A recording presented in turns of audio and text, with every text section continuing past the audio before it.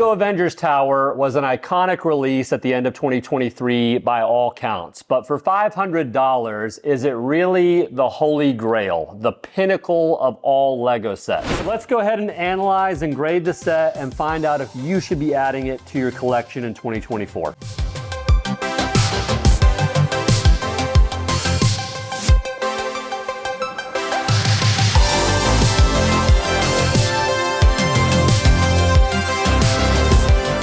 Now, Stark Tower, or the Avengers Tower, first popped up in the Marvel comic books in 2005 when a mishap occurred with Scarlet Witch at the original Avengers headquarters, the Avengers Mansion. So now here we are in 2024, the 60th anniversary of the Avengers first being introduced into the Marvel comic books just passed, and LEGO has decided to hit us with this iconic replica of the Avengers Tower. So over the years, LEGO's released 4 different Avengers Tower sets, with the first one coming in 2015.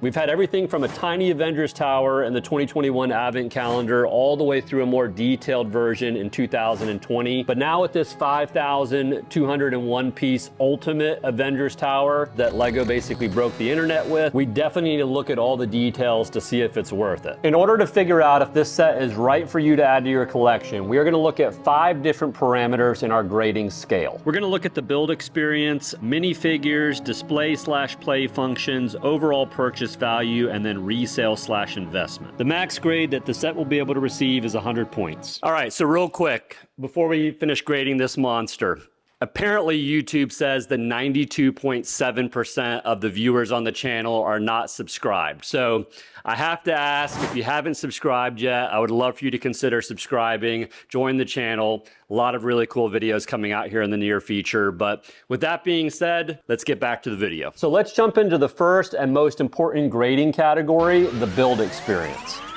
Jumping into the build experience. After you unbox the set, you're gonna have a total of 39 bags to build. You're gonna have 3 large manuals, so this build is definitely gonna be in the 18+ category. Kicking it off in book number 1, you're gonna have some really cool details about the designer, the Avengers Tower, and the LEGO build itself. You're gonna build the first 11 bags in book number 1, which will include the first 10 minifigures. You're gonna start the build by putting together this incredible brick-built version of Leviathan from the Battle of New York in the Marvel films. Leviathan is relatively true to form if you look at movie versions, but definitely hard to produce fully. You do have the moving body that sways from side to side. However, I do think the color choice could have been a little bit better to make it more realistic. I would have probably gone with some darker colors, maybe more like blacks or grays. I think that really would have made Leviathan look a lot more lifelike. Nonetheless, Leviathan looks great, and I'm really happy that they added the translucent base so that you can pose Leviathan in a lot of different positions for display. The rest of book number 1 is going to consist of building the entire base, main lobby, and the second floor. The entire tower is built on one 32 by 32 base plate, which is impressive. The designers also added red bricks into the base of the model as an homage to the clip of Tony Stark in the Avengers movies where he says, "Tell you what,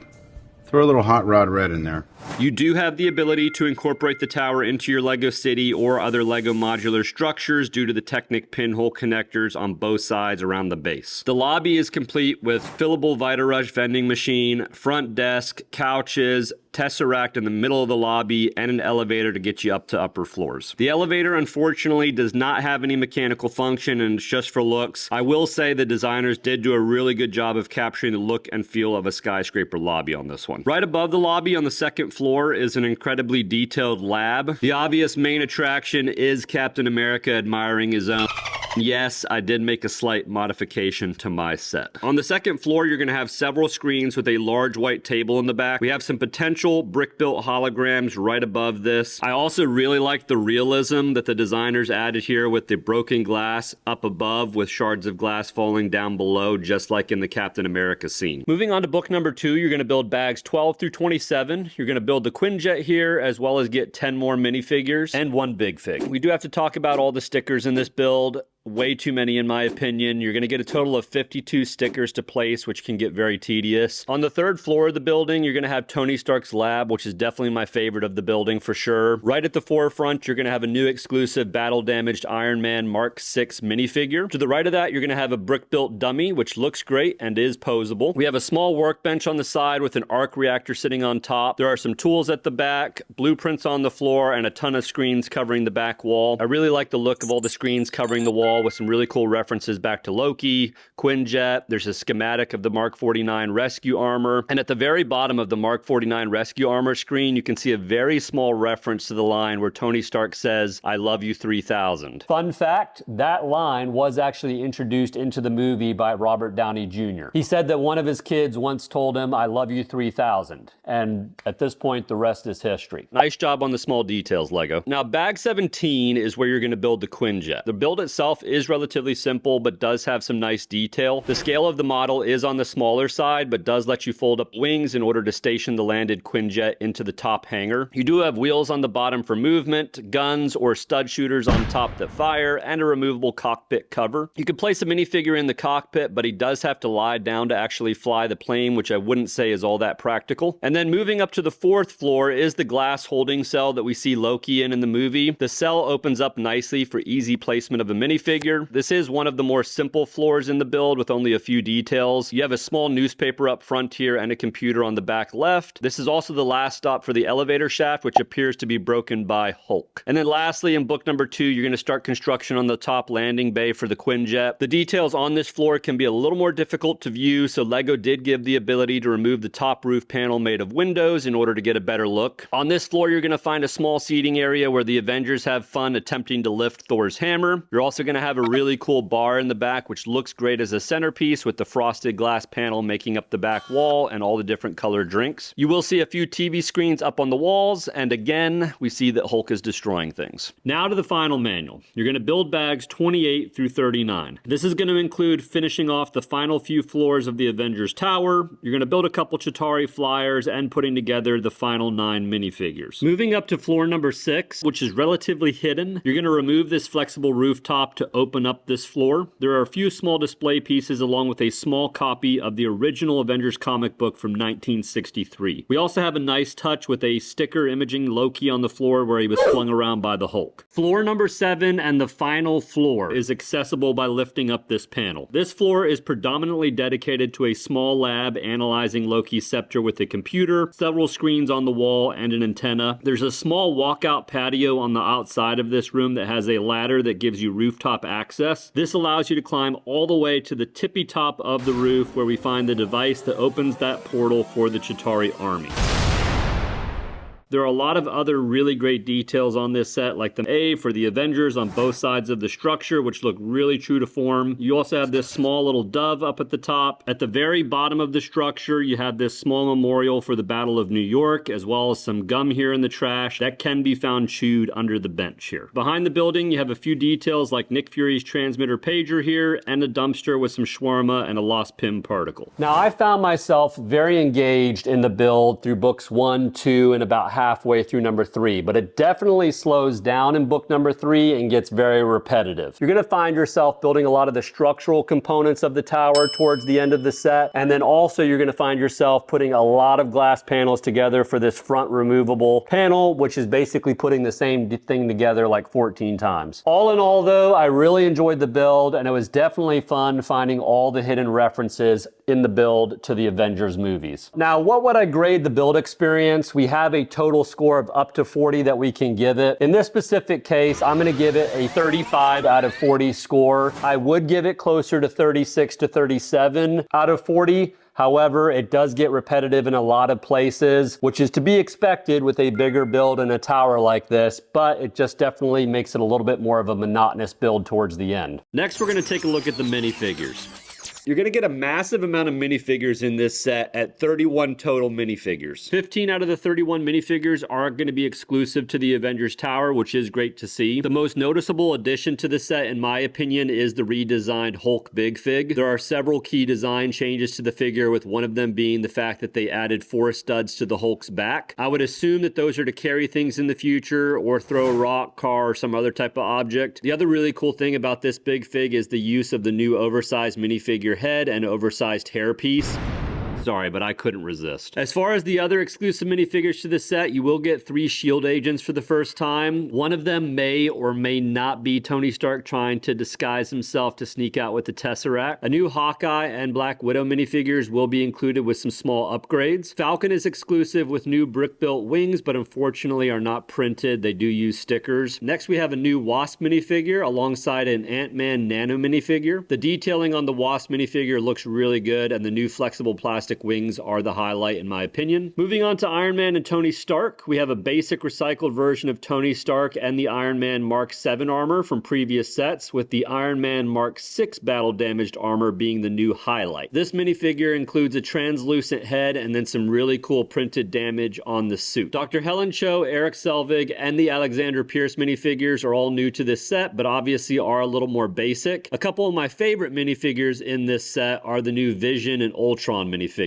Ultron has some incredible print detailing with damage showing exposed wires and the Avengers symbol, while Vision took on an entirely new look. Vision's color scheme change looks absolutely incredible, along with the new flexible plastic cape and transparent legs. The most controversial, of course, of all the minifigures was the inclusion of Kevin Feige, the president of Marvel Studios. Many people, including myself, did feel like Stan Lee would have been a much better choice and more practical for this set. However, LEGO did decide not to include him. Now, real quick, there are ways to change Kevin Feige into Stan Lee, and I did my own version of that a while back. I put it up on my TikTok and on my Instagram, so if you're interested in seeing that, I will link both of those down below so that you can go and check those out, and just make sure that you hit follow when you do that. There are many other recycled minifigures in this set, including a couple Captain Americas. You do get several Chitauri, Thor, War Machine, Pepper Potts, Nick Fury, Loki, Wanda Maximoff, and Wong. So $260 in exclusive minifigures in this set according to Bricklink, and over $80 in regular recycled minifigures gives us almost $350 in minifigures in this $500 set. That actually surprised me when I actually looked at the numbers making this video. Not a bad value in minifigures for a LEGO set. All in all, it's an all-star cast of minifigures in this set. There are a few other minifigures that maybe they could have added to this set, but overall, I was very happy with the cast of minifigures that they added to the set. And I also like the way that they split them up through the entirety of the whole build. So what would I grade the minifigures out of a total possible score of 15? I'm gonna give it 13 out of 15. I would give it 14 out of 15, which is a super high score, but unfortunately, they did Kevin Feige instead of Stan Lee. But 13 out of 15, still a solid score and a solid cast of minifigures. Now the big question is LEGO gonna beat 31 minifigures in a LEGO set in 2024? We'll find out. So let's talk about the third grading category, which is going to be the display and play functions. This is an incredible set because it has both. This set displays beautifully. The glass work is amazing. It is a beautiful set. It'll look fantastic in a city. It'll look fantastic next to another modular, next to the Daily Bugle. The drawback to this is the fact that this thing is massive. You are going to have a lot of space to display this set, and that is the drawback. But if you have the space, it looks absolutely incredible. From a play function side, there is not a lot of mechanisms on this set, but there, in my mind, are still a ton of ways to play with this set. You have this big removable glass panel that you can get to the inside of the set. You have these rooftop removable panels where you can get into the top floors. You have all these minifigures. So there is so many ways to recreate Avengers Marvel movie scenes. There's so many ways to just play with the minifigures inside of it for that younger LEGO fan. So this really has the best of both worlds when it comes to display and when it comes to play functions in my mind. So what would I grade category 3 with the display and play functions? I'm gonna give it a 12 out of 15. I'm not going to give it as high a ranking just for the simple fact that it is so large. I'm going to deduct a little bit for that, and the fact that there's not a lot of mechanisms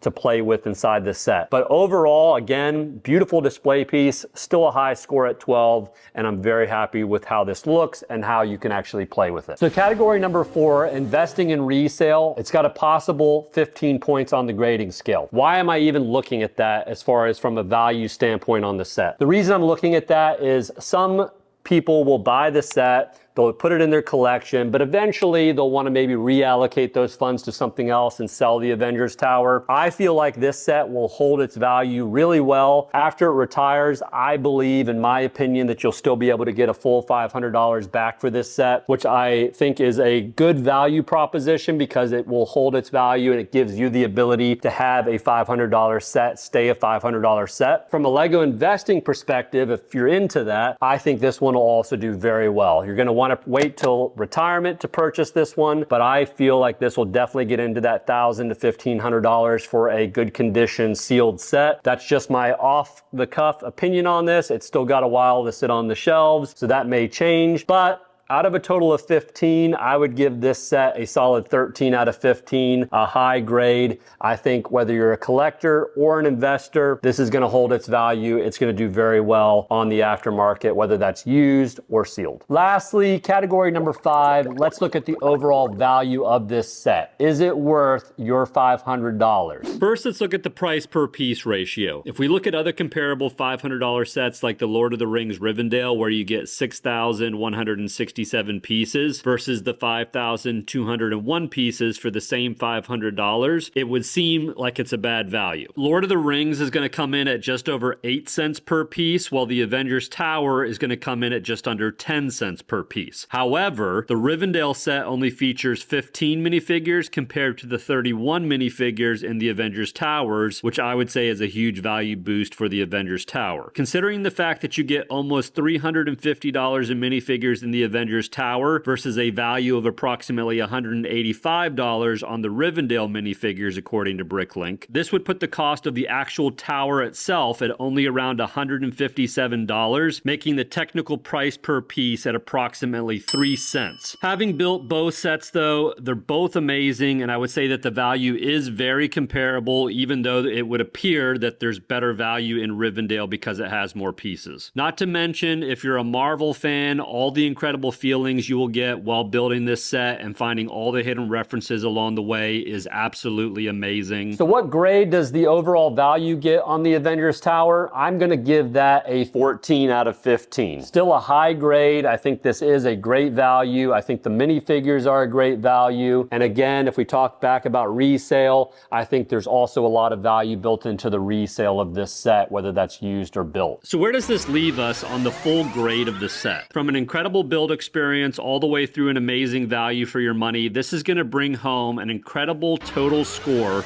of 87 out of 100. This will put the Avengers Tower in the must-have set category. $500 I get is a lot of cash, but if you have the money and you're considering one of the larger sets to buy, you cannot go wrong with this Avengers Tower. I feel like this is a must-have at some point for any Marvel fan or anyone looking for an incredible LEGO set to build or display. Now, if you want to see the absolute best modification you can make to your Avengers Tower, that video is going to be uploaded here in the next week. It's going to pop up right here. Click on that one next.